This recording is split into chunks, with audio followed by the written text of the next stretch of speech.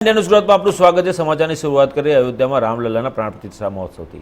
રામલલ્લાના મંદિરની પ્રાણ પ્રતિષ્ઠાને 7 દિવસની પૂજન વિધિ મંગળવારથી પ્રાયશ્ચિત પૂજા અને કર્મકુટી પૂજા સાથે શરૂ થઈ। શ્રી રામ જન્મભૂમિ તીર્થ ક્ષેત્ર ટ્રસ્ટના સભ્ય ડોક્ટર અનિલ મિશ્રાને પણ પ્રાણ પ્રતિષ્ઠાના મુખ્ય યજમાન બનાવવામાં આવે છે। મંગળવારે લગભગ 3 કલાક સુધી પ્રાયશ્ચિત પૂજા થઈ હતી। ત્યાર પછી યજમાનને સરયુ સ્નાન કરવામાં આવ્યું હતું। મૂર્તિ નિર્માણ સ્થળનું પણ પૂજન કરવામાં આવ્યું હતું।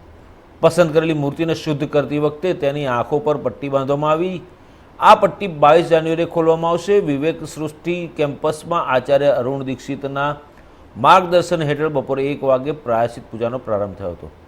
આ દરમિયાન મુખ્ય યજમાન ડોક્ટર અનિલ મિશ્રાએ શપથની સંકલ્પ લીધો અને પૂજન શરૂ કર્યું હતું। આ પૂજા તે સ્થળે થઈ જ્યાં રામલલ્લાની પસંદ કરેલી સ્થાવર મૂર્તિનું નિર્માણ કરવામાં આવ્યું છે। પૂજા દરમિયાન શિલ્પકાર અરુણ યોગીરાજ પણ હાજર હતા। પ્રાયશ્ચિત પૂજા ભગવાન તરફથી ક્ષમા અને યજમાનની શુદ્ધિ માટે છે। રામલલ્લા પાસે તપશ્ચર્યા દ્વારા ક્ષમા માંગવામાં આવી હતી। છીણી હથોડી અથવા અન્ય કોઈનો ઉપયોગ કરીને મૂર્તિને બનાવતી વખતે તેમને કોઈ ઈજા થઈ હોય તો તે માટે આ માફી માંગવામાં આવે છે। ત્યાર પછી કર્મકુટી પૂજા કરાઈ હતી। આ પૂજા પછી જ મંદિરમાં પ્રાણ પ્રતિષ્ઠા સાથે જોડાયેલા કાર્યક્રમોની શરૂઆત થઈ હતી।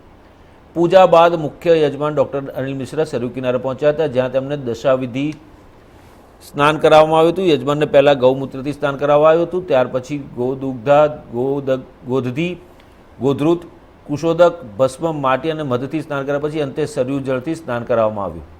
આ દરમિયાન તપ આરાધના સંબંધિત મંત્રોના જાપ ગુંજી રહ્યા હતા। ગોદાન વિધિ પણ યજમાન દ્વારા કરાઈ હતી। વિવેક સૃષ્ટિથી શરૂ થયેલી વિધિ હવે બુધવારથી રામ જન્મભૂમિ સંકુલમાં કરવામાં આવશે। બુધવારે રામલલ્લાની મૂર્તિ પરિસરમાં પ્રવેશ કરશે અને મૂર્તિનું પરિસરમાં ભ્રમણ પણ કરવામાં આવશે। ત્યારબાદ મંદિર પરિસરમાં બનેલા યજ્ઞ મંડપમાં અનુષ્ઠાનનો પ્રારંભ થશે।